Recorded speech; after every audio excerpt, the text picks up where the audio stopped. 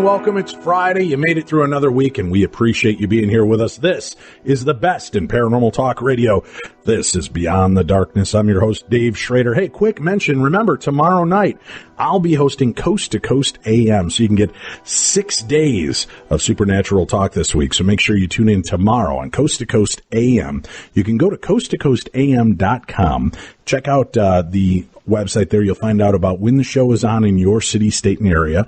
Again, if you go to coasttocoastam.com/stations, you'll find all the stations in and around the United States and around the world, all the ways you can listen to the best in overnight talk radio when I sit in for George Norrie tomorrow night on Coast to Coast AM. Tonight, we've got a great show lined up for you. Tim is still off. He will be back with us next week when we have a brand new Supernatural News and Parish Here Monday lined up for you as well. Tonight, though, we've got a really cool topic, and this is something I've been excited about getting involved in. We've been talking about it all week. The extra dimensionals, true tales and concepts of alien visitors. Our guest this evening, John D'Souza, is a former FBI special agent investigator for over 20 years and collector of real-life X-Files. He's also the best-selling author of The Extra Dimensionals and a leading investigator in the paranormal and exopolitics. Welcome to the show, John D'Souza. Thank you for being here this evening, sir. All right, David, it's wonderful to be here with you on Darkness Radio. I missed Tim here, but we'll get along, I guess, without him. Yeah, we'll limp it along this time, I guess. We can have you back. You certainly have enough to chat about, it seems. Absolutely, I do. John, you were with the FBI. Are they okay with you coming forward and talking about this, or is it because, well, you're no longer with the FBI, they don't really care what you do or say? Well, it's kind of in between the two, like you and I have spoken about in the past. When I first left the FBI, when I first retired, and I was writing books, even at that time, it was funny. It was a strange thing. I spoke to the organization, and at first I thought that they would have some problem with me, my books that I was writing. But then when I made it clear to them that my books were on the paranormal, it's a strange thing. Government people don't, and I told them, and they said, well, then your books are fiction. And I said, no, my books are all nonfiction about real events that happen to real people, and including people in law enforcement. And they said, so, but you're saying it's nonfiction? And I said, yes, absolutely. It's real things that happen, true stories, true tales and events that happen to real people. And they just didn't quite able to compute it. And they just the conclusion was just kind of like, well, yeah, right. Do whatever you want then. That's fine. As long as it's all labeled paranormal, it doesn't really, the gist of it was, it doesn't really seem real to them. And that's kind of how government people are in general. Anything that's on the paranormal, they just won't recognize it as real. So therefore, basically they were like, oh, you can do whatever you want, basically. So if it all says paranormal, then we're fine with it. Now, as a special investigator, were there cases like the X-Files, or is that all just entertainment fodder? Absolutely. There were cases, and I'll tell you how I got the clue that some X-File cases were absolutely true. In the 90s, as a matter of fact, my nickname is the X-Man, and it's not a compliment. It was a nickname that I got in the FBI in the 90s because I was really a big, huge fan of this show called The X-Files, which all of your audience, I'm sure, knows about and is familiar with. The X-Files with Sculder and Mully during the 90s, in the 90s. And it was a show that was really fascinating, but it caused some problems, not just for me, but for a few people. The creator of the show, Chris Carter, he talks about this today.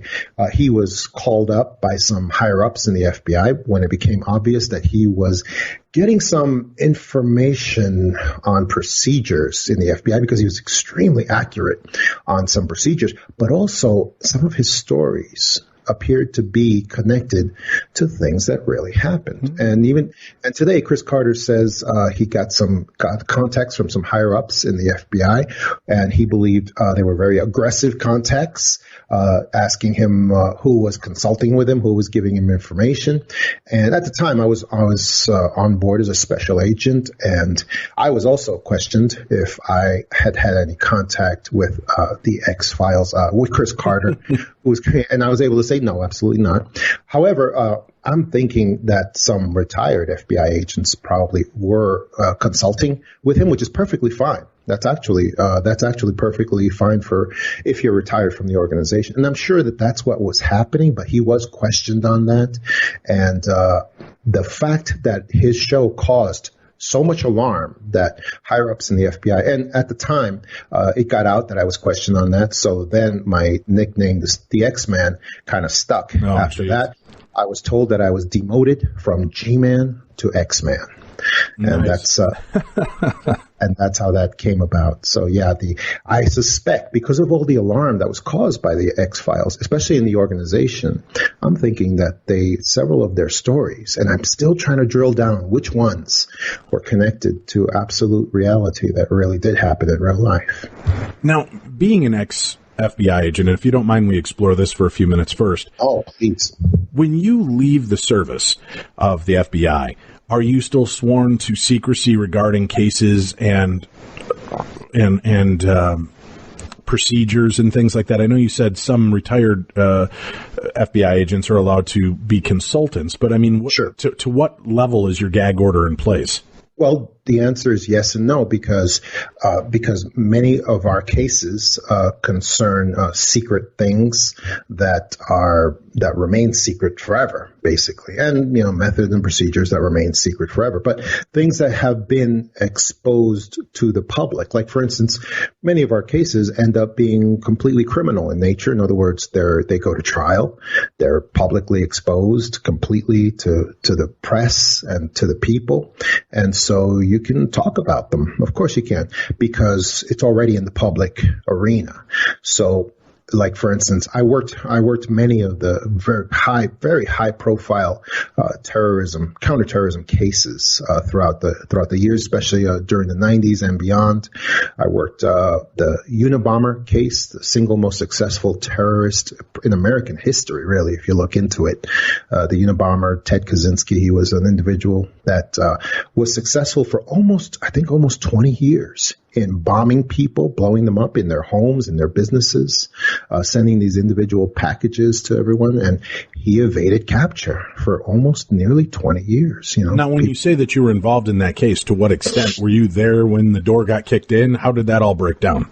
Oh, geez. Well, because the Unabomber was on the loose and evaded detection for almost 20 years, I was probably one of hundreds of FBI special agents. And now you add to that regular law enforcement officers, probably brings it up to the thousands across the country of people who were searching for the Unabomber, trying to figure out the identity, creating profiles, conducting investigations in their own states. But yeah, all 50 states, and probably even outside the CONUS were also looking for the Unabomber, trying to come up with an identity for him.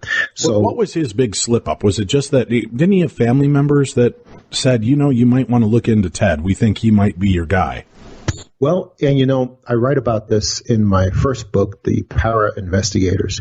I don't think he had a slip up. I think, and I write about this in my book, The Para Investigators, because there were so many of us involved in that investigation. There were so many of us searching for him that there were also groups of agents, people, law enforcement officers who would regularly meditate and try to use some supernatural methods. And that's why my book is titled The Para Investigators, True Tales and Concepts of Supernaturally Gifted Investigators, because I contend that our meditations on trying to find his identity, we had members of our group that one of them came up with the information that the Unabomber was a woman, that he was a woman. And sure enough, later it was found he had some sort of sexual identity confusions that were very active in his life.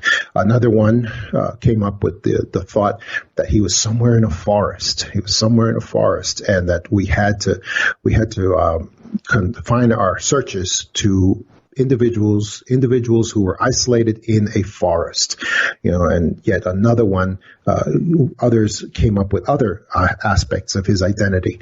But overall, what I believe happened was that somehow we connected with those meditations. We connected to somebody who actually was connected to him, his brother, the brother of the Unabomber, who ended up turning him in.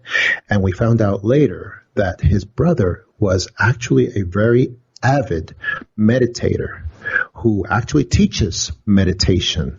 And I'm not sure which brand, but he actually is well known and has his own trademarks and so forth for teaching meditation to others.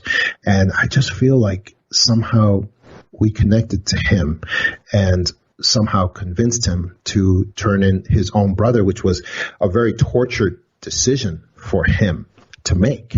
But luckily, the universe was able to convince him that it was the right thing to do. And thank God he did, because that's the only thing that finally brought an end to the Unabomber. It's fascinating. So you had this group of investigators that would meditate and do this.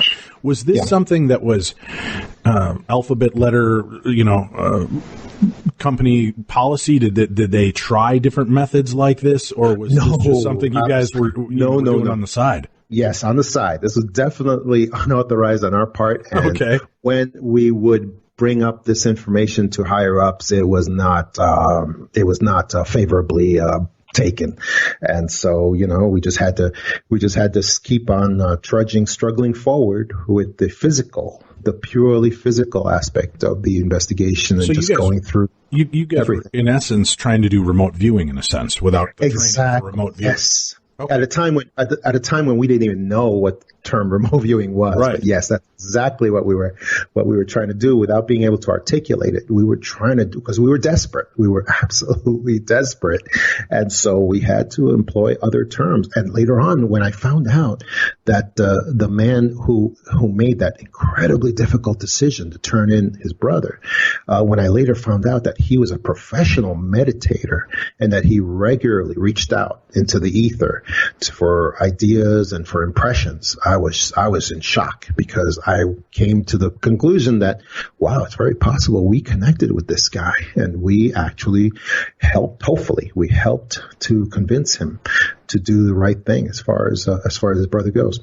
So that's how that turned out. And I worked many other famous terrorism cases that were in the public venue. So there's no problem with talking about the 93 World Trade Center bombing, when 4 bombers almost took down the World Trade Center. And then, of course, 2001, when the actual World Trade Center terrorist attacks did take down the World Trade Center and destroy them. I worked all those cases. And so there's many, many things that are in the public domain that everybody knows about, and that's fine for agents to talk about. That's how that goes. I don't want you or expect you to give up details, because I know you've got a certain level that you need to do to protect yourself. But I'm just curious. When it comes to things like 9/11, there are so many aspects of the story that seem conspiratorial. Mm-hmm. When you, as a special investigator, are looking into something like a case like 9/11, and there are hints and whiffs that it might be tied into a form of domestic terrorism, and that maybe we had a hand in it, do you have to just go about trying to find an answer, period, or do you have to go about trying to find an answer that you're pointed to? In you know where I'm going with this? If they tell you, no, sure, it's Al Qaeda, this is what you need to focus on, John. Al Qaeda, right? Or it was Osama bin Laden, that's our directive. Yeah. Is that where you're forced to go, or are you still seeking, alternative methods and thoughts behind what might have actually occurred? Well, both are true. Like, for instance, 9/11 terrorist attacks on the World Trade Center. It's very easy to go with the conventional investigation of where it leads you, because that material is there. It's there, and there is, of course, all the breadcrumbs and clues concerning the conventional wisdom of what was involved with 9/11. So that all has to be investigated out all the way, always. It's always the case. But then, when there's always clues that are outside the conventional wisdom paradigm. When you see things that are just not quite fitting, then you do look at those also. But ultimately, how reluctant are you to, if you're investigating 9/11 and it starts to look like there might have been some government involvement, how reluctant are you to be the guy to say, hey, this looks off, to your higher ups? Or, are you encouraged to kind of just turn a blind eye when it could be something embarrassing to our people in our own country? Well, no, you always are able to speculate and bring speculations to higher ups and discuss those. But if the speculations don't lead to something solid, there's not much you can do with it.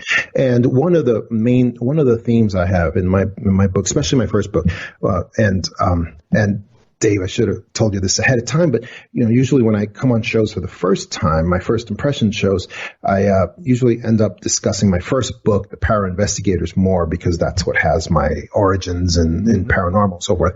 But one of the main themes of my first book, The Para Investigators, is that people give way too much credit to national government, not just our national government, but all the national governments. And, all the breadcrumbs that I see in something like, for instance, like 9/11 and other places too, other major acts of terrorism. One of the things that I see what Dr. Richard Dolan, the great Dr. Richard Dolan, referred to as next level technology from some kind of breakaway civilization. And what I see in 9/11 that really stands out to me is I don't really see anything that the national government has accomplished or that may have done secretly. I don't see that at all. I see basically some clues that could possibly tie to technology that we just don't have, that this nation doesn't have, and that no other nation has. Things that come from what I call EPIC, the elite powers in control, the global government, which really isn't government at all. It's just a system of control. And I see little breadcrumbs of possible technology, like the way the towers came down, and the way that these planes were guided to these incredibly difficult targets by something, by something that possibly may not have been some people who took a few classes in steering planes, but may have been something that was a level of technology that we just don't have. When you look at these planes, and if you talk to some pilots about how difficult it would have been to have these planes hit these perfect targets dead on in the middle of a sea of buildings and skyscrapers. It's like just imagine driving a motorcycle through a forest, a thick forest, and you've got two trees with big yellow X's on them, somewhere deep in the forest. And imagine how hard it would be to be driving those motorcycles at top speed and hit one specific tree going at top speed in that forest. It'd be almost impossible. So many trees in the way. Looking at things though, John, I've seen plenty of movies where they show the New York skyline and they fly you out over along the borders there, and you could see the whole city kind of lay out in front of you. It doesn't seem like it would be that hard to fly into those buildings. They were tall, they were centrally located. And again, maybe I'm getting a different perspective, but just from what I've seen on TV and in movies with the exposure of those buildings, they seem to be easy targets. And your airport isn't that far. So bringing a plane out, swinging it around and coming in, it would seem like that would have, and I think that's why, wasn't it Was it John Grisham? No, Tom Clancy. Didn't he mention that as one of his attacks in one of his books? Yeah, that's right. He did it several years before it happened. Right. And in his, though, it was probably a little easier. It would have been much easier because in his book, he actually illustrated taking an airliner and hitting it into the Capitol building. It was the Capitol building, I believe, when both sessions of Congress would have been there and doing something and so forth. So that's a building that's kind of on its own, not in the middle of a sort of a sea of skyscrapers and buildings. But that's a discussion that you really have to talk with pilots about, like I have, about airspeed and actually, yeah, it seems like it would be easy, but now try not being a professional pilot with 20 years experience and then doing that, being able to do that. It's very low probabilities on that. That's my point. Well, so anyway, right, going into this and looking at the cases that you do look at as an FBI investigator, were there stories and cases that you came across that did have an extra dimensional or extraterrestrial vibe to them? I mean, because you guys work on terrorism, I would guess the reason the FBI would be called in on UFOs would be because you don't know if it's some form of terrorism that could be in the sky. Is it a foreign organization's planes or flying objects that are getting ready to attack? So would that be why the FBI would be involved in a case like that? Sometimes it would, but I can tell you about my first great experience of the paranormal during time of law enforcement, which affected not only me but many law enforcement officers across the country. And it was the story that I tell in my book, The Para Investigators, which is the story of the 9/11 Indigo kids, connected right to what we were talking about right now, the 9/11 terrorist attacks, because in the weeks and about the month before 9/11 happened, what was going on was that there were little kids, like ages from as young as 4 to about 11 or 12 years old, little kids all across the country who were having visions and dreams and experiences, supernatural experiences of the 9/11 terrorist attacks. And this was happening all over. And I can give you some examples. We had a little boy who was creating this beautiful finger painting, let's say, in his class. And the teacher came over and she said, "Oh, those are very lovely. These 2 buildings that are glowing, and looks like there's angels that are flying. There'd be these big red wings away from the buildings. Where are the angels going to?" And the little boy said to the teacher that those buildings aren't glowing. They're on fire. And those aren't angels with wings. Those are people who are on fire and they're jumping out of the buildings. So teacher would walk away from a kid like that and just chalk it up too much sugar, too much whatever in his diet. And we had other examples, like a little girl who's on a playground and she's by herself, just sitting by herself, looking down at the dirt. And teacher, caretaker comes over to her and asks her if she's okay. And she says, "I'm fine. I'm just thinking." And the teacher goes to walk away, and the little girl pulls violently on her skirt and warns her, next day, stay away from tall buildings, because tall buildings fall down sometimes and they fall down on people. And we had, again, teacher just walks away, doesn't think about that again. But then we have another little boy, for instance, who wakes up yelling, falls asleep on a school bus because apparently just fell asleep because he didn't sleep enough the night before. Wakes up from a nap, I guess, just yelling about buildings on fire and people jumping out of buildings. And school bus driver has to check on the child, see if it's okay. Now, these people didn't think twice about not very much about these incidents until 9/11 actually happened. The terrorist attacks on 9/11 happened. And then there was a big campaign for see something, say something, anything at all. It doesn't matter how tenuous, how little the connection might be. You have to report.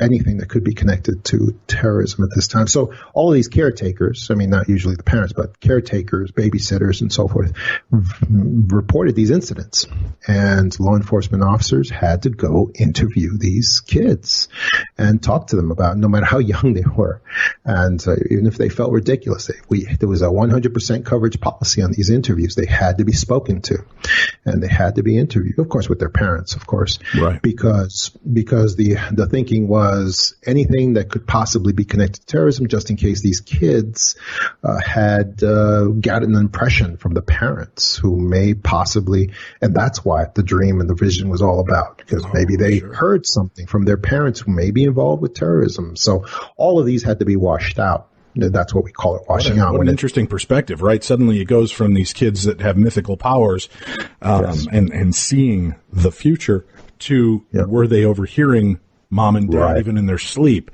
discussing these attacks and setting this wheel in motion. Wow, what a great psychological aspect to take into consideration. Exactly. And that's because the purely material interpretation always has to be applied in law enforcement. That's just the way it is. That's the nature of, no matter how strong the paranormal element may be, it has to be ignored and it has to be proceeded with in a material way. And that's it. And that's why, there's other experiences that I write about of psychics coming in, let's say, to a major metropolitan police station and asking, where's the detective area? Where's the missing persons person? And they would just go to a sort of a pool, and they would say, I'm a psychic, so forth. I have an impression of a dead body of a young girl at this and this specific location, at this latitude, this longitude. Go there. You will find blah, blah, blah. You will find this, find that. And you'll have the lead investigator standing up and saying, oh, okay, this is very, very good stuff, and taking down all the information. And you'll have all the information taken on the psychic individual, and then the lead investigator will be, okay, we're ready to go out to this location. You'll have a supervisor who also heard the exchange come over and say, no, our first step has to be to do a full background on this psychic and find out how this person is probably connected to the murder of this individual, and just bring everything to a stop. Where instead of going out searching and looking for this body at the specific location, everything is stopped because the purely material interpretation has to take precedence over everything else. Doesn't that seem to fly in the face of sensibility, though? Here's the deal. Even if, let's say, psychic medium Dave Schrader comes into the FBI and I say, I want to speak to Special Agent John D'Souza.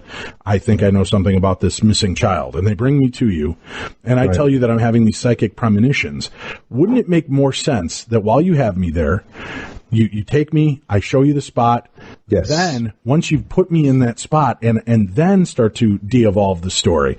Because it seems to me that doing it the other way, if I was involved in trying to come off like a hero, and now I realize you guys may be investigating me, I might go move that body. I might go change up the parameters of the investigation because I realize, this isn't going to go well, and I'd much rather be a wackadoo medium who was wrong than turn the light on myself as this.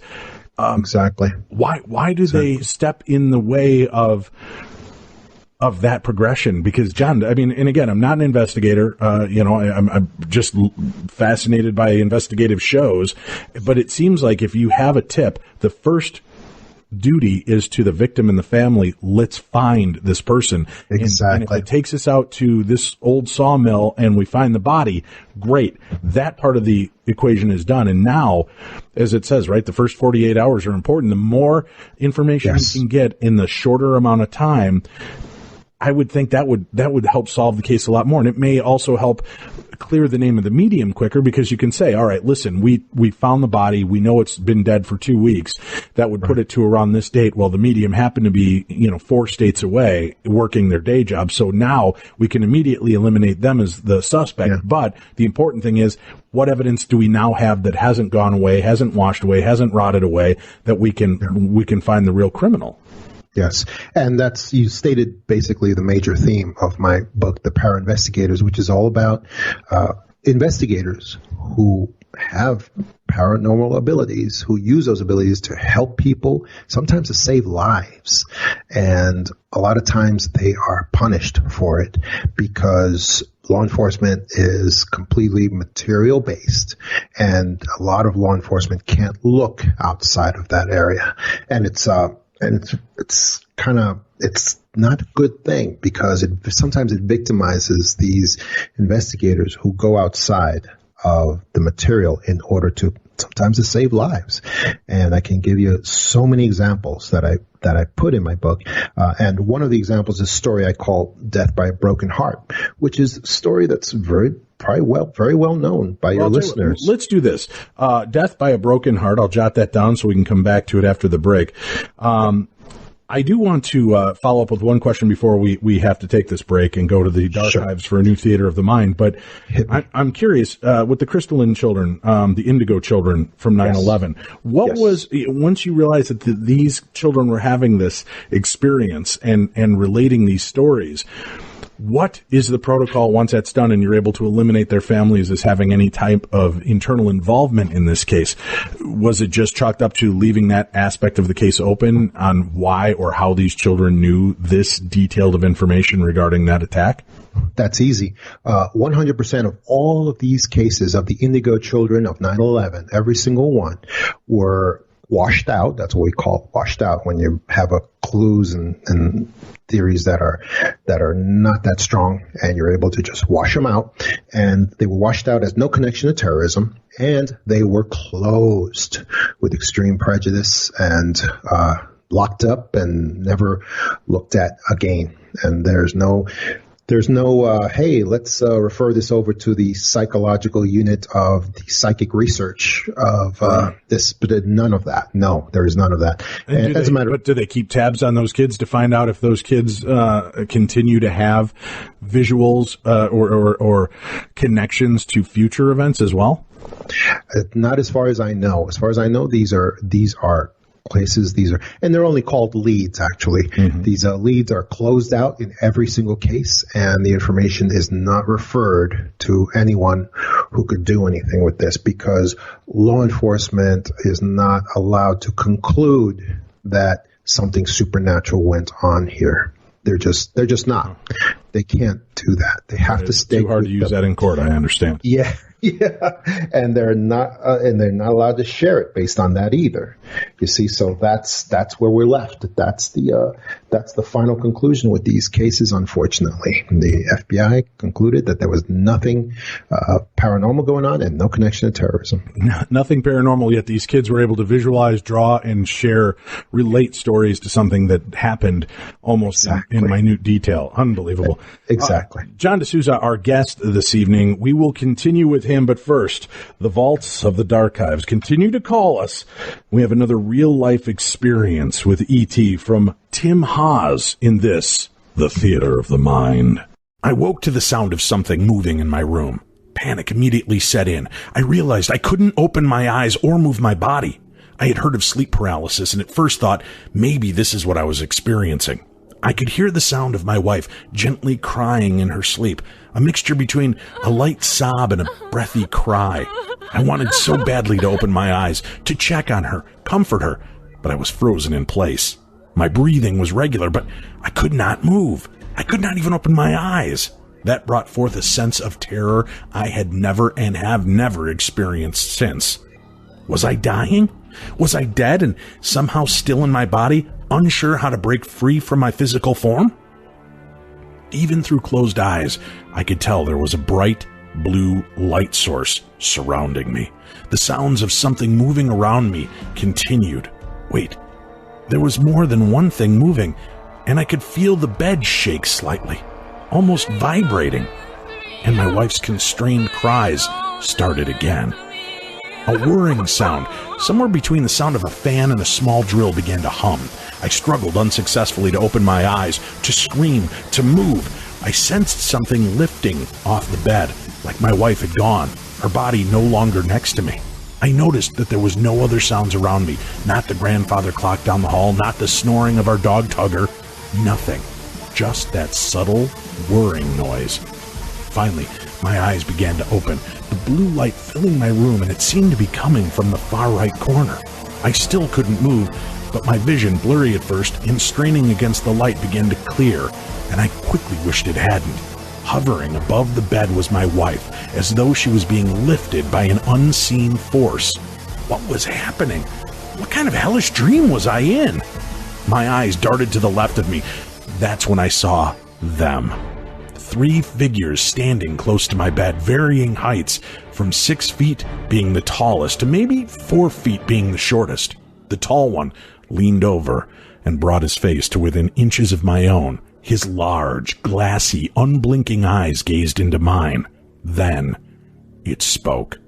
Without moving its mouth, I could hear it say, "Stop struggling."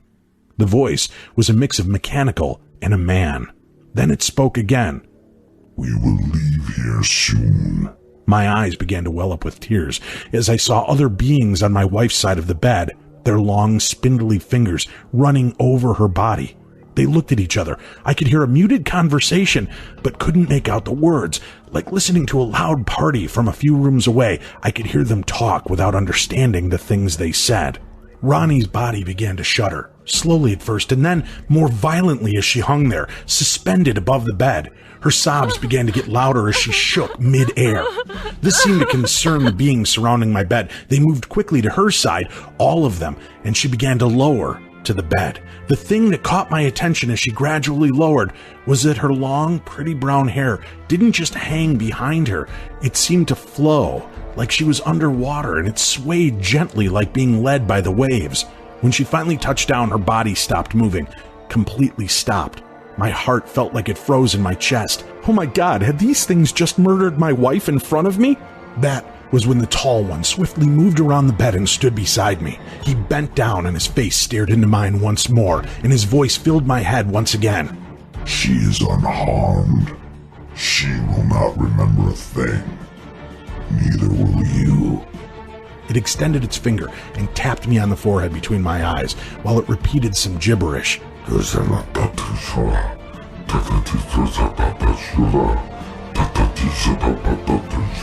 Like a strange incantation, my body relaxed, and I was free to move. I sprung up onto my bed and yelled. The large one snatched his arm out and caught me by my throat. He dragged me to his face, and with his hairless brow furrowed, his mouth grimaced and revealed the pointy, horrifying teeth within, and his voice hissed in my head. "Be quiet." I fought against his grasp, but to no avail. I was locked in his grip. I kicked, and with his free arm, he batted back my attack like the backhand to a mosquito. He slammed me hard into the bed and again hovered ominously over my face and insisted, "Be quiet." The other figures moved around my wife while Ronnie laid there motionless, lifeless, and they poked and prodded her while I lay there helpless under the grasp of this surreal intruder. The blue light began to shift more to a white light. I could not see what was causing it. It almost seemed to be pouring through an unseen door. Finally, the beings, one by one, faded into the light door, leaving the big one holding me down, and the littlest one. The little one dug its finger into my thigh and scratched me. The pain was muted at first and then replaced by a deep, stinging, burning sensation. The large one continued to stare menacingly and almost snarl at me. Then the little one ran into the light source and was gone. Finally, the odds seemed more in my favor as the big one was all that was left. He ran his finger across its slit of a mouth, and a hissing noise came forth, like a mechanical shh. It let go of me and turned to approach the lighted doorway. I jumped up again. There was no way I was going to let this murdering thing leave my room, and I jumped towards it. Without even looking back, it swung its arm back at me and brushed me aside like a gnat, sending me crashing into the closet doors and through them. I lay there in pain as it strode to the light. It turned to me, and its large eyes narrowed, its brow knitted in a disapproving stare, and it spoke inside my head again and left me with this. "We have been here before. We will return again. And next time, if you struggle like you did tonight, you will never see this place or the people you love again. Understand, We are always here, always watching, and we are in control. Then it backed into the light, and with an electrical buzzing noise filling the air, the light blinked out, and the room was silent.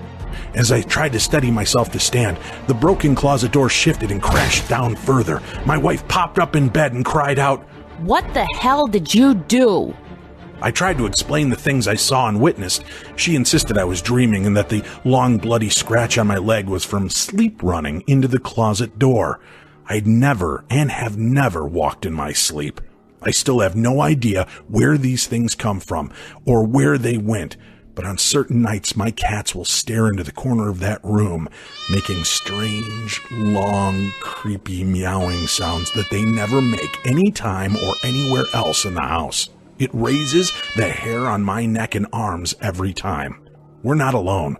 I can't say these things are from outer space, but I can say I believe, and I'm scared as hell. This is Beyond the Darkness. I want to thank all of our great listeners out there because you guys not only support our show, but you're supporting the people that advertise on our show. We get a chance to pick those advertisers, whether it's HelloFresh or Harry's Razors or our favorite, which is True Car. They're here with us all the time. I'm getting letters now, emails from you, the listeners, telling me about your experiences. Please keep them coming. Dave@darknessradio.com is the way to reach out to me. And we've been talking about this for a few weeks now. True Car was brought to my attention from my father, who wanted me to start to build my own confidence level up in getting a car. Yeah, I'm going to be 50 this year. I'm not great when it comes to vehicles. I know where to put the gas, I know where to put the key, and everything else I leave to the experts. Well, it's about time I take control of that, because when I have to get a new vehicle, I always feel overwhelmed. You go on this lot, you're talking to fast talkers, you know, they've got a certain amount they have to make, they're pushing, they're doing their deal, and that puts a lot of pressure on you. And then you want to make sure that you're getting the best deal on the best vehicle for you, not the deal that they have to get rid of off of their lot that week where they're going to get a bonus. So True Car is what my dad introduced to me, and it is fantastic. When you're looking to buy a car, new or used, and you want to make sure you're getting real pricing on actual inventory, this is the product you want to use. True Car will help you out. They have, check this out, 3 million cars that have been sold, over 13,000 dealers, and over 700,000 pre-owned vehicles available. And you're getting an average savings of over $3,000 off the manufacturer's suggested retail price. I got an email from Aaron Mason, who is a listener to the show, said he heard us talking about it. After a couple of days, he decided to check it out, took advantage of True Car, signed up, and he made his first purchase and feels great because he realized he was going to pay almost $4,000 more for a vehicle until he used True Car. That's where the substantial help comes in. Using True Car, you can easily find the car you want. Next, you're going to be able to use True Car to find out what other people in your area paid for the same car you're looking for. Now you know what the fair price is going to be, and you can feel confident when you're making this purchase. And with over 3 million vehicles that have already been sold to True Car users by the True Car Certified Dealer Network, you have the confidence to go in knowing you're going to be taken care of. There are over 13,000 True Car Certified dealers nationwide, and you work directly with a True Car Certified dealer contact in order to make this purchase. True Car users are more likely to enjoy a faster buying process when they connect with True Car Certified dealers. And True Car users save an average, pay attention again, folks, an average of $3,000 off of manufacturer suggested retail pricing. That's phenomenal. That can pay your entire year of car insurance. It can pay an entire year of gasoline for that car. So why wouldn't you take advantage of it? When you're ready to buy, make sure you visit True Car, TRUECAR, all one word. Visit True Car to enjoy a more confident car buying experience. And I'm going to be doing it when my son and I go looking for cars this next fall. Tim's going to be doing it when he replaces his beast that's about to drop dead. Why not take advantage of it? Do like Aaron Mason. Go investigate it for yourself and make sure when you go make that next purchase, you save yourself some money, you get the confidence back, you get the feeling that you know you're being handled well, and now you know what other people are paying for the same kind of car in your area. Check out True Car when you get ready to make your next purchase for new or used. And remember, by doing that, and letting them know you heard about it here on Beyond the Darkness. That's going to go a long way to keep this show on the air. When you support our advertisers, it helps to keep this show available to you. And we love doing this show, so make sure you keep up with us that way. And remember, another great way to do it is visit Amazon.com, buy our website. Go to podcast1.com, click on the Killer Deals link, and then you'll see our banner for Beyond the Darkness. Click on that banner. You'll see our advertisers there, including Amazon. Anything you need to buy off Amazon.com, use those links, whether you're in the United States, the UK, or Canada. Use the right corresponding link, because when you make a purchase using those links, a small portion of the sale goes a long way to help keep this show on the air and keep our operating costs down. So that helps us, and I'm getting emails all the time from you guys, so thank you for the support. So many of you are using the Amazon.com link from the Killer Deals section. You can bookmark that link so you can always go back to it. It's the largest shopping mall in the world. Everything and anything you need is right there, from ghost hunting equipment to binoculars, night vision binoculars, clothing, food, books, all the great authors you hear. You can go ahead and get it. Now, here's the great part. You don't pay anything extra. It's not like you're paying to help us go on. If something's $20 on Amazon.com, you're going to pay $20 using the Killer Deals link as well. A small portion of that goes to help our show and pay for all of the extra costs. So it's just that simple, just that easy. Make it a part of your buying routine and help us out. It goes a long way to doing that. One other thing I do want to mention to you, we still have just a few available slots for our August England trip. We're doing the Darkness Radio, Beyond the Darkness, British Invasion, First Wave this August. I'm going to be taking Neil Story as our tour guide, and you've heard him on our show numerous times on Darkness Radio and on Beyond the Darkness. Neil will be our official tour guide as we travel throughout England, visiting some of the most amazing spots. We'll get to see Jack the Ripper. We'll get to hear about Dracula's adventures in England. From the book, you'll get to see some of the spots that are talked about. Plus, we'll get to see haunted castles, haunted crypts, jails. You mention it, we're going to go check it out. And did I mention we're going to Nottingham? That's right. We're going to also investigate haunted Nottingham right out there, Sherwood Forest, Robin Hood. Man, you get all of this great stuff, plus a stop at Hogwarts. That's right. The real castle that they used in the Harry Potter movies. We'll get to stop in there and get to check out all the cool stuff going on. It's going to be one of the best foreign adventures. Our trip that we set up to go in September sold out in 18 hours.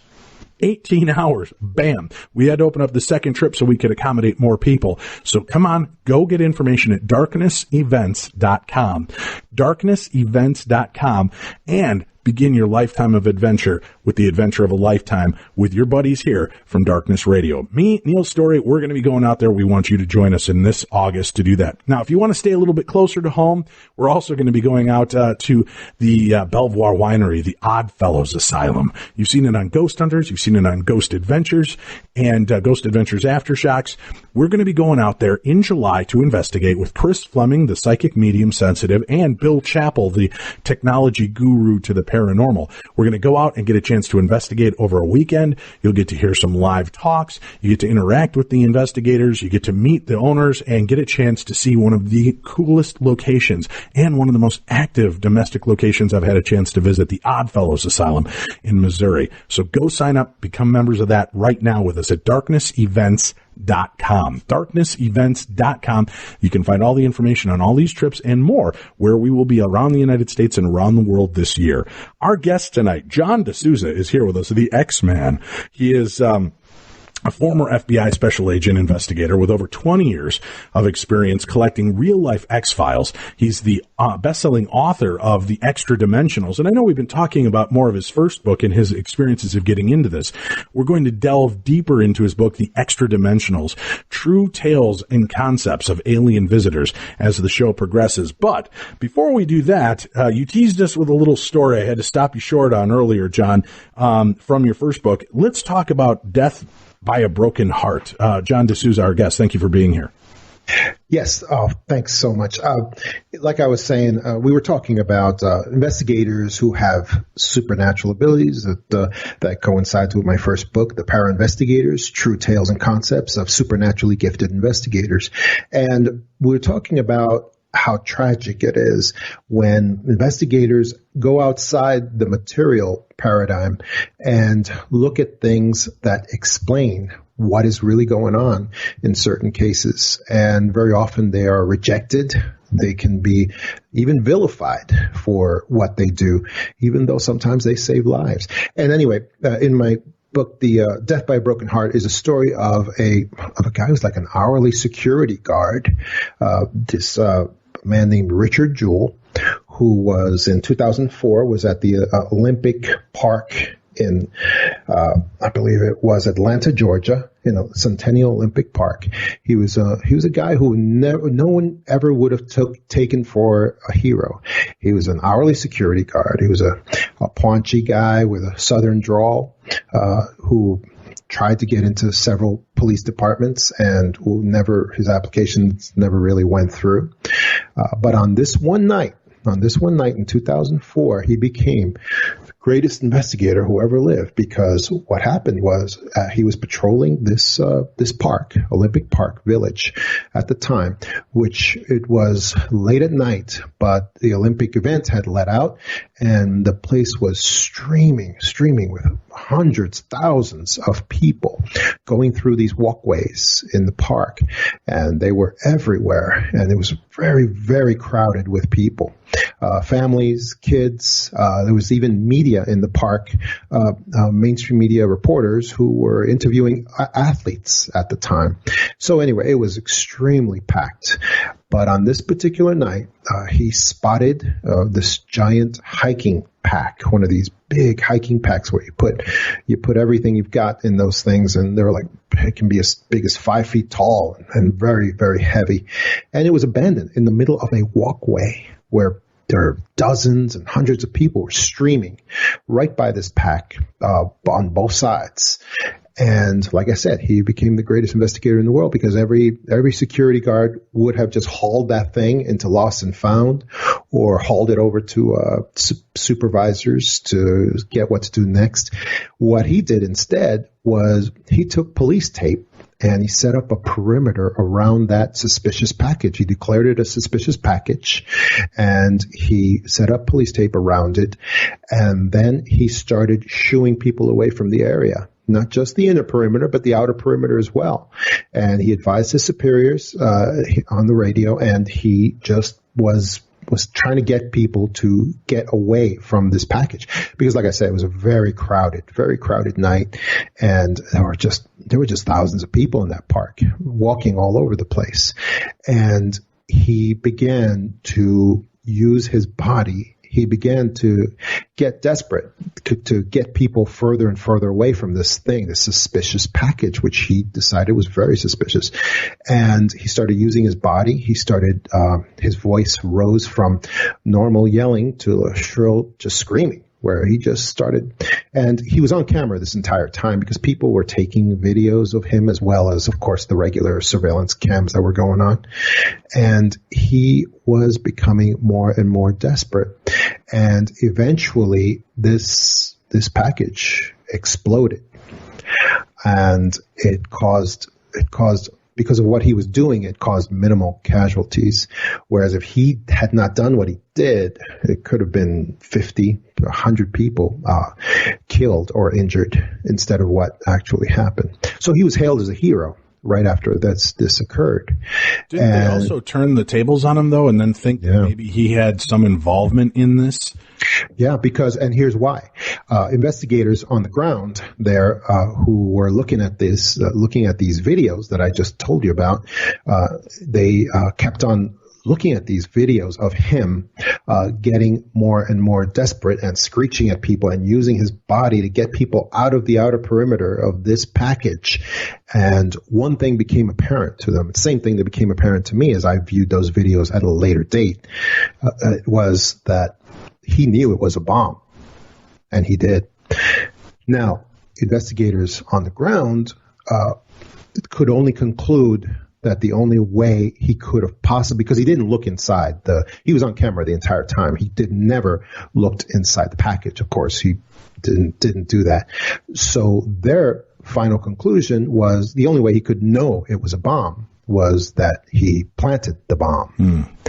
My conclusion was very different. I concluded that the way that he knew it was a bomb was because he had some ability to remote view. He had a vision. He had some supernatural way that he looked inside that package, and that's how he knew.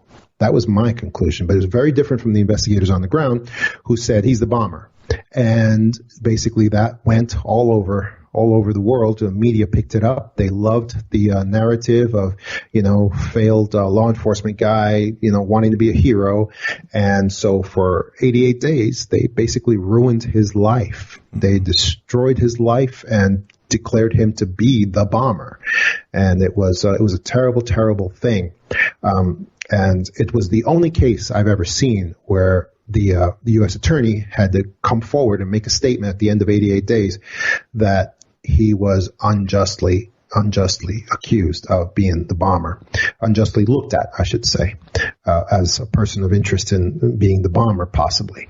So it was basically an apology to him, but it was too late. His life was ruined, and law enforcement went after him also. People he had admired for so long, people who he had held in the highest regard for so long,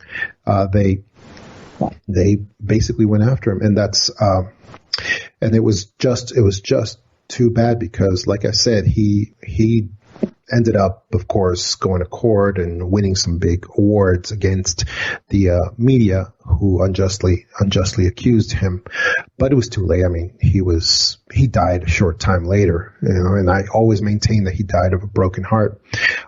When he was asked repeatedly later on, how did you know? How did you know that it was a bomb? All he would say, and he never went beyond this, all he would ever say is, I just knew. I just knew. And he did, because if you go listen to those tapes, I think those may be available on public databases today. But if you go and you listen to those tapes, you can tell in his voice, you can tell he knew it was a bomb.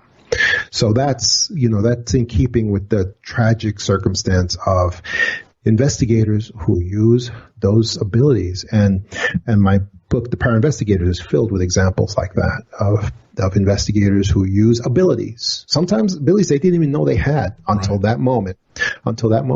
And they use them to save lives.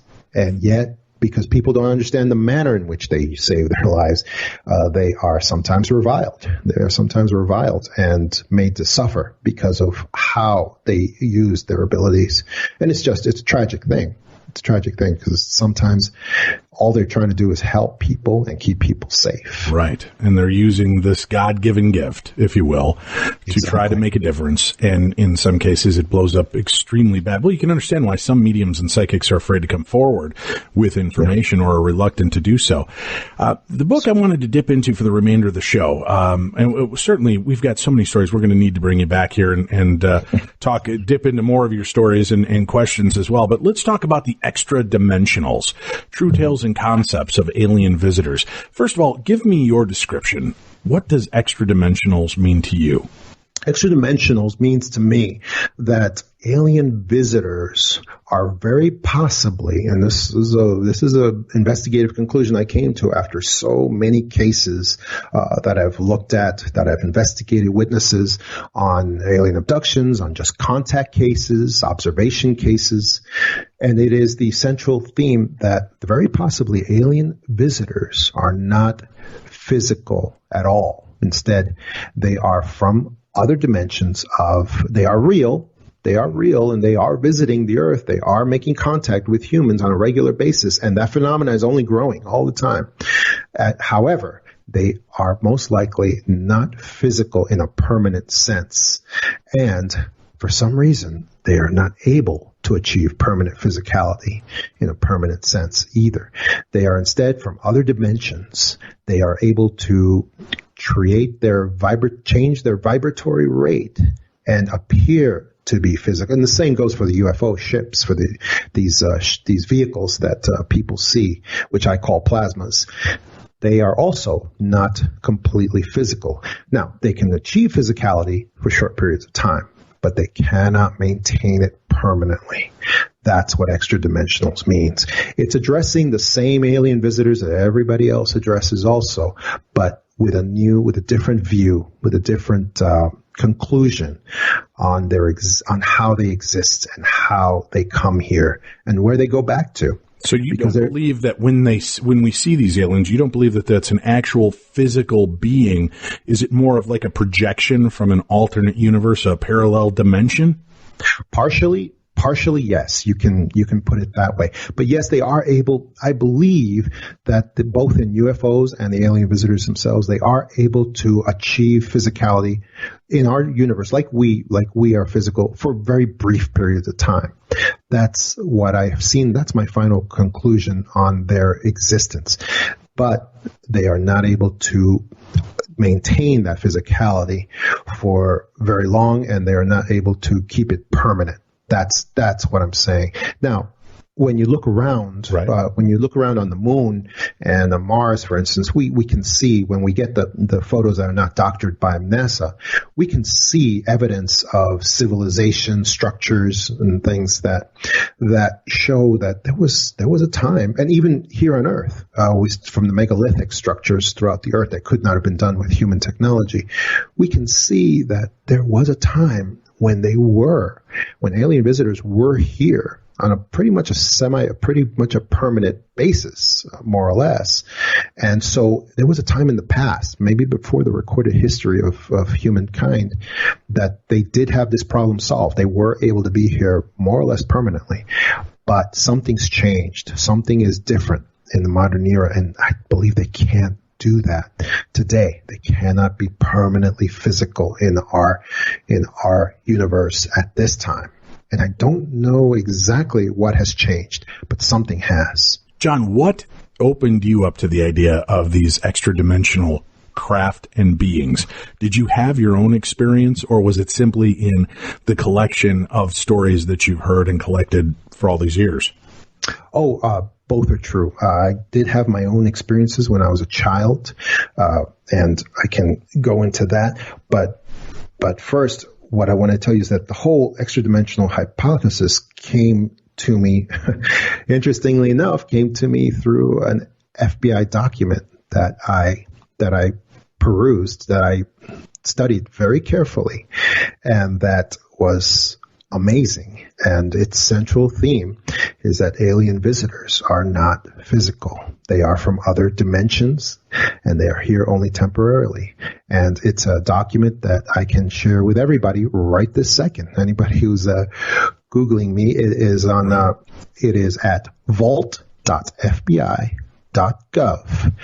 And anyone can go to that. That is the repository. You might be familiar with this repository. It's the repository of FBI documents have been declassified over the years under Freedom of Information Acts, and they're just dumped onto the internet under that. Do that again for me. It's Vault? Vault, the word vault, VAULT, like Tom, .fbi.gov, G-O-V. And at that web address is basically the dumping ground archive for all FBI documents that are available for everybody to download at their leisure. They're all free, and anyone can get them. Now, if you go to that address, on the right side are all the subjects. Now, this place has unexplained phenomena on the right side under all the subheadings, and you can click on unexplained phenomena, and I'll tell you, there's documents in here that are in thousands of documents. There's documents on JFK assassination. There's documents on cattle mutilations. There's documents on various unexplained phenomena. So you click on unexplained phenomena on the right side, and then on the left side, you can click on UFOs. And you click on UFOs, and there's going to be various groups of documents. On the first document, it says 1947. And you can, of course, Roswell is under there. There's many documents on Roswell, New Mexico, alien crash.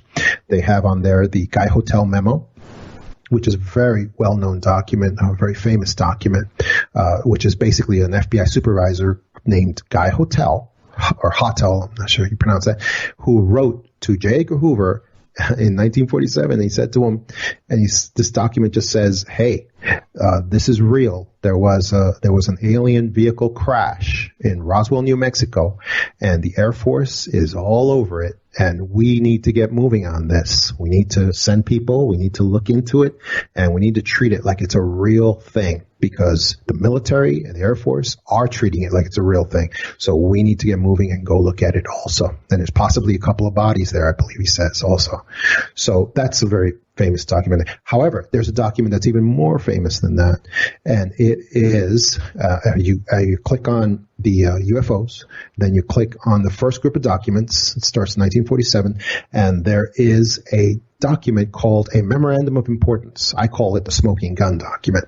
It is dated July 1947, and it is a memorandum of importance that is a document from an unnamed FBI supervisor who has PhD. He's a former scientist, and he's writing a memo out to the scientific community, it says on there. And it says he has a source. He has an informant. He can't give the name of the informant, but he says what kind of informant it is on there. At the top it says, and this is page 22 of the first group of documents under UFO headings. If you go to that first group, click on that, and you go to page 22. That's where Memorandum of Importance dated July 8th, 1947 is. And then he gives about 7 or 8 conclusions. And these conclusions are from his source, who he says is supernormal, which is just an old-timey word for supernatural or paranormal. And he says, the scientists are probably not going to listen to what I have to say because of the kind of source I have.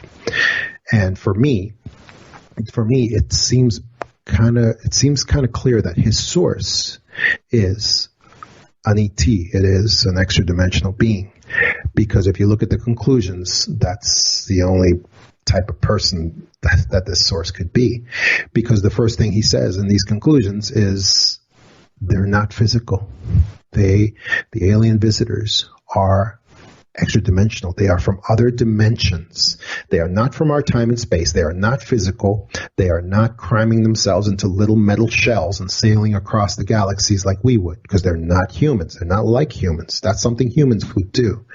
And they are instead in another dimension. They change their vibratory rate to travel from there, and he calls them locus. Locus is an old Vedic term, an ancient Vedic term that means dimensions of reality, levels of reality that do not intersect with each other. And he says they are in a separate locus. Talos also is another word he uses.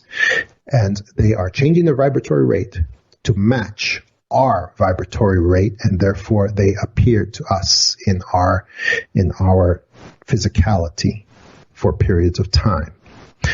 Then he also says the UFOs are not made of metal, despite their appearance. They're plasmas. They're made out of a plasmic type material, light, like a light that changes form and is able to change form to various things. Another thing he says is those things are empty. He says UFOs, there's nobody inside. They are remote, in the words he uses, is remotely controlled somehow.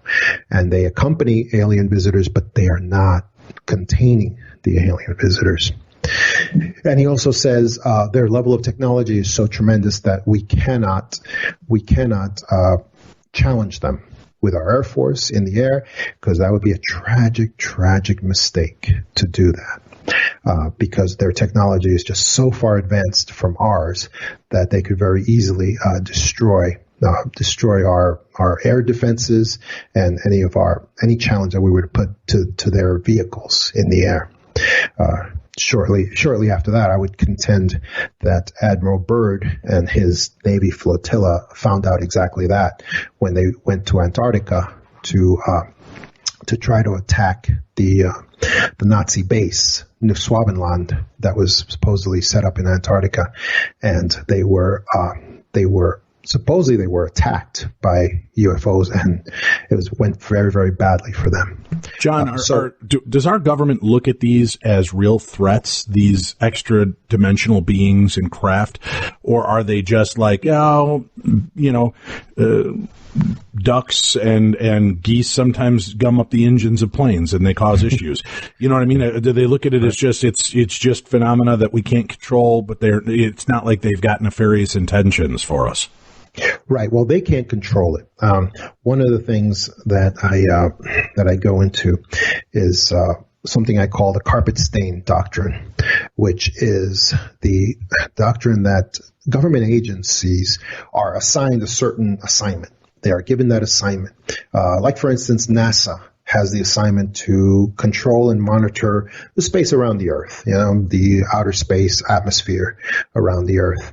And that is their carpet stain. That is what they are in charge of. And the one thing that they don't want you to know is that they are not in control of their carpet stain. They really aren't, because these UFOs that they do not know about and that they have no knowledge of keep appearing at will wherever they want and keep on going wherever they want. And they just don't know what they are. And they do not want the real truth to be out, that they're not in control. They're just not. And if you want to know what I mean, just Google NASA cuts the live feed. Just Google that and go look at all the examples of UFOs that are unknown to NASA that keep appearing during the live feed of their projection from satellites. Now, John, let me ask you this. As an FBI agent and an investigator, you have to have corroborative evidence. You have to have something physical that you can look at. I've seen some of the video feed. Some of the video feed looks like crystal things that are just floating past the window, that perspective makes it look larger than it is. Some have some very interesting looking pieces. We're also going to see rocks and debris that are floating through and always coming into our atmosphere and can create a true UFO experience, because it is unidentified and it's flying and it's coming through our skyline, but it's probably nothing more than space garbage. How do you differentiate between the crap and the real stuff? Oh, it's only through very careful examination. And there's dozens. I'm not talking about one or two incidents anyway. When you Google NASA cuts the live feed, there are dozens of examples of these, and some are more stark and real than others. Of course, I would ask everybody to go look at the tether event that happened with the space station tether event. Just go look at when that tether was conducting electricity, and it came loose, and many I believe it's called the ISS, International Space Station tether event, and that tether came loose, sticking out straight into space, like for 12 miles, I believe, for several miles, because it was such a long tether, and all of these vehicles just suddenly showed up, and the cover story will always be believable. That's why we use cover stories, because they're believable and they can be believed by those who don't wish to go outside the material. And the cover story is always, space, garbage, dust, whatever. But if you go look at the ISS tether event, it's pretty hard. It's pretty difficult to deny that those are vehicles that are showing up to see what happened with the tether.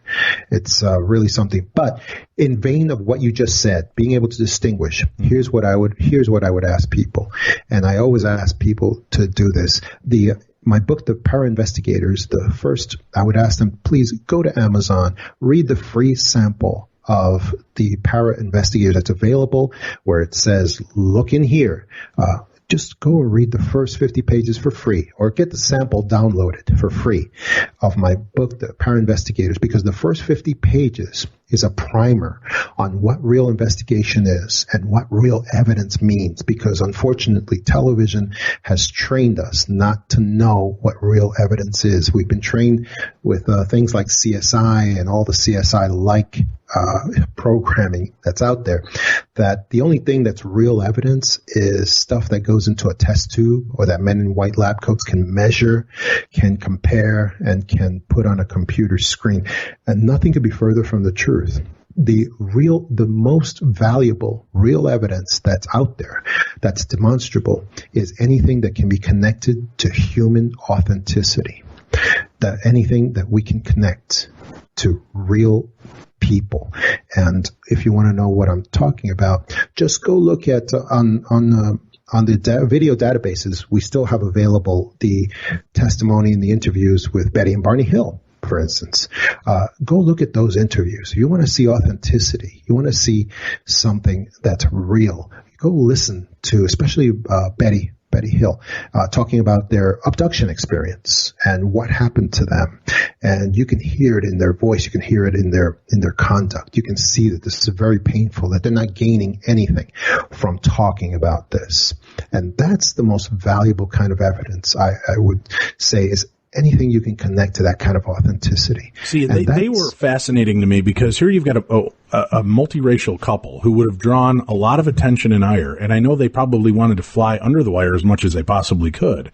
And yet this couple, Betty and Barney Hill, have this extraordinary encounter and come forward, share this information. As you said, it's almost painful because, they're going to take enough guff because of the times and because of the race and interracial marriage that they're going to take enough of that. And then to put themselves out there with such a claim of lunacy at the time, that had to be extremely hard for them to come forward with.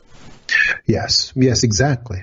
And so that's why in the first 50 pages of my book, I try to open up people's minds to what real evidence, what the most valuable kind of evidence is, demonstrable, and what's the most valuable kind of truth that's out there. And we need to really educate ourselves on what that really means. I mean, if you go, also available on YouTube, on all the databases, if you go look at Travis Walton talking about his experiences with alien abduction, which turns out his alien abduction is a special case because it wasn't an abduction at all. We now found out there's been new revelations in his case where now we know his case was actually an alien rescue. Not an abduction at all. So that's something in and of itself. But wait a minute. Now, I've known him for a long time. I've never heard this aspect of the story. Can you enlighten me to where did this change come in? All right, let me do that. Travis Walton, for those I'm sure most of your listeners know, was a young man, barely 20 years old, back in 1975, who was in Sitgraves National Park with a logging crew. They were finishing a long, hard day's work, and they were leaving from the forest at the time. They all piled into a truck, but a UFO plasma showed up just above the tree lines in a clearing, and it was up there. It was filled with light. It was, I mean, you could barely see any sort of metal because it was so bright, giving off so much light. Well, Travis gets the bright idea. He's going to run underneath this vehicle, this thing. He runs under there, and he, of course, he said it sounds like the vehicle was getting ready to take off, sort of like a humming, like a sort of repressed humming. And a bolt of, well, you could call it a bolt of lightning struck him. And apparently it struck him down dead. Apparently, because everyone looking said it looked like he was dead, and he himself now says likely that he was dead. And he went to the ground, and his friends peeled out. They got out of there. There's another witness in this case who was in the military, and again, this is sort of a recent development, but not really. There was another witness who was in the forest at the time. He was hunting at that time, even though it was already nighttime. So he was emerging from the forest. He was with his wife, and he was coming out, and he looked to his right, and he saw a truck peeling out in the distance. I mean, just getting out of there, and filled with guys who kind of appeared to be yelling, but they were taken off. They were gone already. And then he looked to his left, and he saw a scene that was a young man who looked like he was being pulled upwards into what appeared to be a ship that was just hovering above the tree line.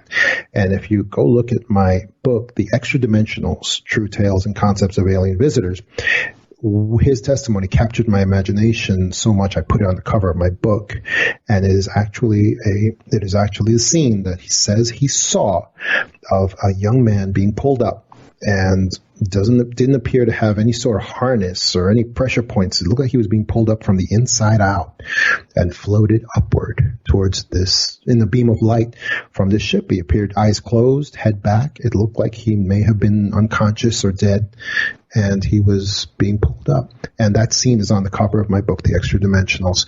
And this man took polygraphs that he can show the truth of where he was and what he was doing at the time, that he was really in that forest and that he really did see what he said he saw.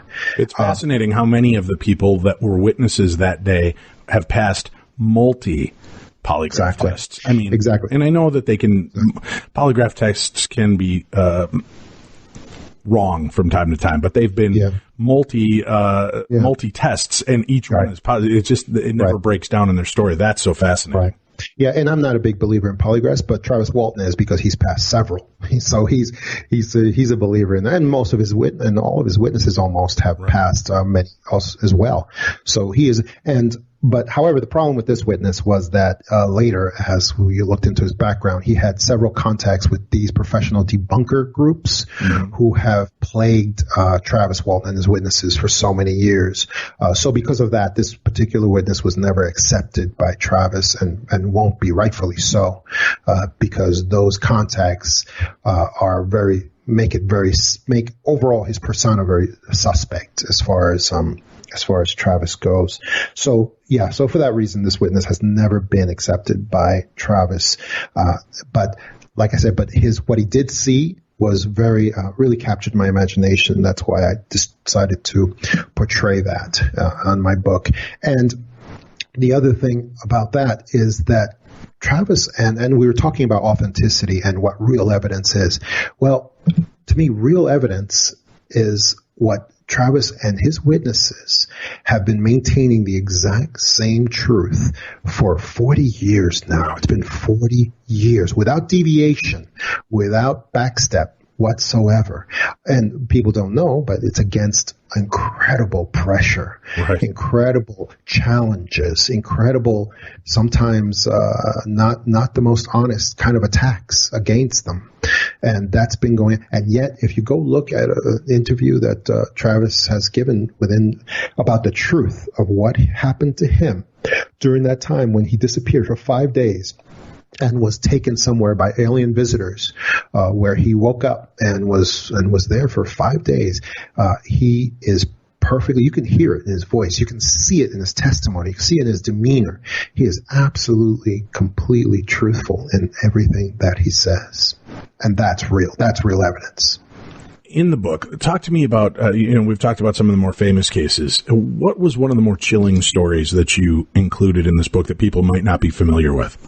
Oh, okay. Here's one for you. It's a story of Martha X. Martha X was part of what we call an outreacher group.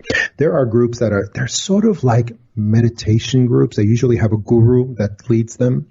Well, we call it a guru, but it's like a team leader. And she was a part of this group that regularly does outreach to alien visitors. And this is, something voluntary. Whatever happens is not going to be an abduction, because they have consented to this. They want to make the contacts. And for the most part, these are extremely positive experiences. And I believe that these groups also do like a white light protection kind of thing, where they use various blessings and so forth to make sure that they are protected against negativity and so forth. It's a whole process. But anyway, Martha X was a member of a group like that, and one day she was, and usually these contacts are minimal in nature. They're just voice contacts and speaking with alien visitors. Sometimes they can go as far as observations, where there is an appearance of alien visitors, or the UFOs appear to them as a signals and so forth. Well, on one particular night, Martha X started receiving voice contact from what she took to be alien visitors after an outreach session. And she was directed to go to her room that night to remove all human materials from her person, like perfume, nail polish, clothing. She had to lay upon her bed, flat, and she was told to wait for contact. And instead of contact, she was dematerialized and she did everything she was told. She was looking forward to this experience very much. And she was dematerialized instead from her bedroom to somewhere else. She said it felt like she was on a table of metal, but it was metal that was alive and yielding and seemed to sort of light up wherever her body was in contact with it. So it was sort of metalish, but yet it was soft. And she was in a room. She couldn't move. She couldn't see anything. And there appeared to be hands working on her and taking samples from her of all kinds. And at some point, she says the experience became very invasive. That's how she put it. Extremely invasive. And at some point, it became invasive in a very intimate way. She was then sprayed with a sort of greenish sort of mist that made her more receptive to the probing that she received. And she said it did work at some point. At some point, she felt like she was wanting to get out of the situation. She was not happy with the methods that they were extracting samples from her. And she said it became a very non-voluntary situation. At one point, she was told to stay calm. She was told to relax. And at that point, she said she was barely able to see, but she did see figures that appeared to be grays around her, both the smaller ones and taller ones as well. But she said overall they were just giving her the message telepathically to stay calm, to relax, and that. But then she heard something from one of them. And again, this wasn't through her ears. This was in her mind. She heard something from one of them, one of the tall grays, that said something along the lines that this one should survive. So then she became really alarmed, and she started trying to tell them she wanted not to be there anymore. And she was very upset. She tried to get out, but the situation kept going, and they removed all the samples from her that they wanted. They did all the very, very invasive probing that they needed to do, and she was very traumatized by the situation. But she was eventually returned. She was returned, and she tried to talk to the group and tell them what happened to her. And she was told that if her experience turned negative, it's because she allowed fear to dictate her emotions. In other words, any negativity was her own fault, she was told. Yeah. Hey, listen, things went horribly bad here because you got afraid. If you just let us do what we want to and probe you, it would have been fine. Yes. Boy, that's typical abuser behavior right there, isn't it? I thought so. Yeah. And so she basically, after that, she left the group. She was very disappointed with the guru of the group, and she never had experiences with them again. However, she was then, after that, she was given an experience. She had an experience of, she believed she was abducted again after that. And she was implanted with devices. And she says these are devices that still plague her today. Interestingly, she's a professional artist, and again, people are going to resonate with this because I've seen it happen so many times. She's an artist whose art went through the roof in skill and ability after her experience. And now she's a very successful professional artist who creates paintings and all kinds of works of art that are very, very successful. And and when you ask her about removing her implants, she gets very fuzzy on that. She doesn't. She says she wants them removed, but she gets very fuzzy on why she hasn't had them removed. But when I see her art, I mean, it becomes kind of clear why. Because she probably feels like her creativity and her abilities have increased manyfold. And a lot of abductees, I believe, experience the same thing. So they feel sort of chosen, and they feel very special, and they feel like they've been given special abilities also. And so they're kind of tortured by these implants, but she was told by alien visitors that the implants are not from them, that the implants are from government agents who abducted her and are trying to keep track of her, to try to keep her from them. So she has this whole narrative going on that anything bad that happened to her is from the government, and everything positive is from the alien visitors. So, it's all a lot of psychiatric material there to be looked at as well. Terrifying. Do you believe, John, that you've been visited? Have you been abducted or manipulated in any way by these alien visitors? Not abducted or manipulated, but yes, I have my own experiences of alien visitors, and they happened during my childhood. And I can tell you the first one was an observation experience, which people who are visited many times, they have an observation experience first.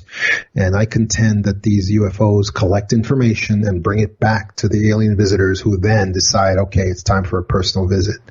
I was 9 years old, and I was in New York City with my parents. We were at a big rented dance hall, few hundred people in there having a party late at night. It was like a reception for a wedding, something along those lines. And there were a lot of little kids there. And for some reason, the little kids decided that we would all get together. And again, I was 9 years old, get together and run outside when the adults weren't looking, run out into the night, run wild on our own, even though it was almost 1 a.m. And it was probably the latest all of us had ever stayed up. But we ran out and started playing tag, and we ran far away from the building where the party was going on. And it was late. It was late at night, 1 a.m. and the streets were deserted. There was nothing out there, but we were in the middle of the city. And I was looking up at two of the tallest buildings I'd ever seen, and it was a very starry night. But the game that we were playing got kind of heated, and one of the other kids hit me in the stomach. So I went down on the sidewalk. One of the kids said, "Oh, he's really hurt." So they did what kids do. They all ran away, ran back to the building where we had come from. And they were gone, and I was laying there on my back. I was looking up at the sky. I was looking up between two of the tallest buildings I'd ever seen, and I saw that there was an area where there were no stars. They were blotted out. And I was trying to look closer at why that was happening. I looked closer up between the two high above the two buildings. And I got up on my feet. I kept looking, and there was a black ink cloud. That's what like a kind of squid would give off when you try to grab them with your hand. And this black inky cloud was just hanging there up above the tall buildings. And out from the bottom of this black ink cloud came what you would call a flying saucer, what anybody would call a flying saucer. And it had the light spinning in the bottom, and it came down, and it was coming down towards me. And there were two teenage girls on my left side, and they were standing there, and they were just yelling, screaming, saying, "The world's coming to an end. You better run home, little boy." And then they were gone. And I looked up, and I felt like a spotlight hit me from this vehicle that was coming towards me. And at that moment, it was like we both changed our minds. I took a back step, and the vehicle changed direction and started going back up. And that was it. It started going back up into the cloud, and it was like a cartoon character jumps in the hole, pulls the hole in after it. This thing went up into the cloud, and then the cloud disappeared. It was gone. That was it. And then I ran back to the hall where my parents were. I ran back there. I told them what happened to me. They weren't that happy to hear about it in public, and they told me, "Don't tell us at home later." And that was it. That was my first observation experience. And then shortly after that, I had an experience at the apartment where I lived. And if we have time in this cut, I can tell you about that as well. Yeah, well, go ahead. We'll hear this story. We're going to have to wrap up after that, but we're definitely going to have to get you back in here sometime soon to continue because this went way too fast for us today. Okay. Okay. So then, if I can tell the rest of the story, I was Please. in my home. I was in the apartment, and I was 9 years old. So I was playing that game where you try to stay up as late as you can. Right. And I was watching this old-fashioned clock, and I had a little bedroom that was, for some reason, was right in a kitty corner to my parents' bedroom. So if I opened the door, I could see my parents' bedroom in there, and I left the door open at that time, and my parents were dead asleep, and I was trying to stay awake, and suddenly a cold vapor goes through the room, and I go stiff as a board, and then there's hands at my feet and my head, and I feel them lifting me up. I lift up like a balloon half filled with helium. I mean, I just float wherever they lift me, and I stay there. It's just like a plank filled with helium, just move where they could move me anywhere in the air that they wanted, and I would just stay there, and they start lifting me up, and I was so stiff I couldn't see who or what was lifting me. I mean, I could feel them there, but I couldn't see them. And apparently they were able to, it was like they could walk on the air, because they were walking on the air, lifting me up towards the ceiling, and I could feel that happening. And apparently they were passing through the ceiling themselves and were trying to put me through the ceiling as well. But my forehead just wouldn't go through. That was the first part that was supposed to go through. And they bumped it, and it wouldn't go through. And they seemed kind of confused by this. They lowered me halfway down again, and then they started examining the spot where I wouldn't go through the ceiling, like the worst engineers of all time. And they just kept on looking at it and examining it. Then they tried again, and it was just bump, bump, bump, and it wouldn't go through. And they were very confused by this. And as they bumping my head, I was able to move my neck a little more and more each time, until finally I decided I had to look down, because just in case. And so I don't know why this thought occurred to me, but a thought occurred to me maybe I was dead. And so the first thing I tried to see was my bed, to see if there was a body. My body was in it. And I looked down, and no, there was nothing there except the sheet, the blanket. And so I was relieved. At least I was alive. And again, they went back to bumping my head, trying the same action over and over again. That didn't work. The definition of insanity, I guess. But they kept on trying to do the same thing that didn't work over and over again. And the more they bumped my head, I was able to, again, to move more and more. And I looked over at my parents. I could see them. The door was open. I could see them laying in bed, and there were hands over them, like holding them in a stasis field, it seemed like. And I could see my dad was in a pool of sweat, and it was like he was trying to wake up, but he couldn't. And my parents were there, and they were still asleep. And I saw the hands, and I looked, and I could see the creatures that were standing over there. It was just small grays, the large head, those black sort of wraparound eyes. And one of them looked directly at me from that high vantage point where I was. And I looked down, and for just a second, we locked eyes. I saw them, and I heard the only words I ever heard from them. The one that was looking at me, all I heard, and not in my ears, but in my head, I heard, "He's awake." And in that moment, everything fell out. I dropped like a stone onto my bed, and they disappeared. They were gone, and everything was gone. I could feel that there was nothing in the apartment at that moment. It was normal temperature again. Did you have these memories all throughout your life, or did they resurface as you got older? I had the memory since it happened, since the time that it happened. But I never had any sort of revisitation or reobservation since that period. And in the cases I've looked at since then, what I've seen over and over again is that these alien visitors seem to find out right away if somebody is their flavor or not. Okay.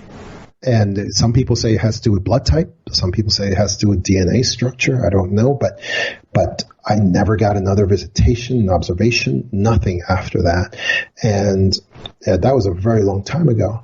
And I see people who get those visits at about the same age that I did, about 9, 10 years old. And then they keep getting visits throughout their life, you know. Why do you think they stopped with you? Did they have an inkling of what you would become and that might pose an issue for them in the future? I don't know. I don't know why, but I just think I was not their flavor for whatever reason, whether that has to do with blood type or DNA structure or whatever it was. I just think that, and what's funny is what I've seen since then is that not only when someone is their flavor, because that's the way I like to say it, they not only do they visit that person repeatedly throughout their adult lives, but they'll go to the next generation of kids also and start having experiences with them as well. And it can be multi-generational. So it's amazing how they find out right away whether they want that person or not. And they really stick to that decision, whatever it tends to be, apparently, since I see how abruptly mine stopped. Well, John, you're our flavor for sure. We love having you on here, and I'd love to have you visit with us again here in the next month or so if we can get you back and explore more of these stories and concepts. Would you do that and come back to us?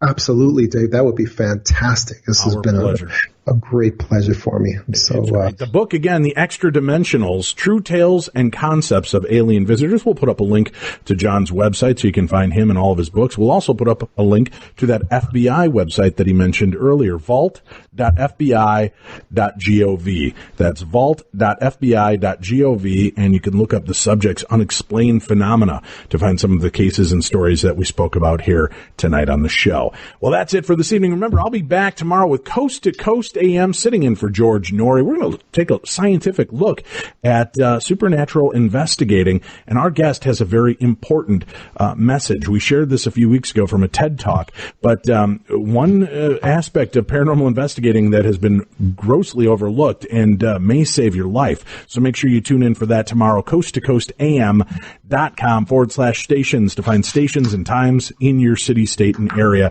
to listen to the show. Tonight, Jimmy Church has Earth Changes and Ancient Mysteries on Coast to Coast AM with master builder and architectural designer, geological explorer, and renegade scholar Randall Carlson, who has over 4 decades of research and exploration into the interface between ancient mysteries and modern science. So joining Jimmy Church tonight, they'll discuss his research into Earth changes and catastrophic events, as well as ancient mythology, astronomy, paleontology, symbolism, sacred geometry, and architecture, followed by 2 hours of open lines in the latter half of the show. I'll be there tomorrow night, and Tim and I will be back with you next Monday when we open it up to Parashare Supernatural News. That's the best of Paranormal Talk Radio. Remember to check us out 5 days a week, Monday through Friday. You can listen to us here on Podcast One or on iTunes. Subscribe so you never miss a minute of the best in Paranormal Talk Radio. Special thanks to our guests this week, and also a very special thanks to our advertisers and sponsors we have that are part of our world and part of our show on Amazon.com. TrueCar, thank you for being here and believing in us. Be safe, be kind, love one another, and we'll be back with you next week here on Beyond the Darkness. The White House says it's a go. Democratic response on health care. I'm Jackie Quinn with an AP update.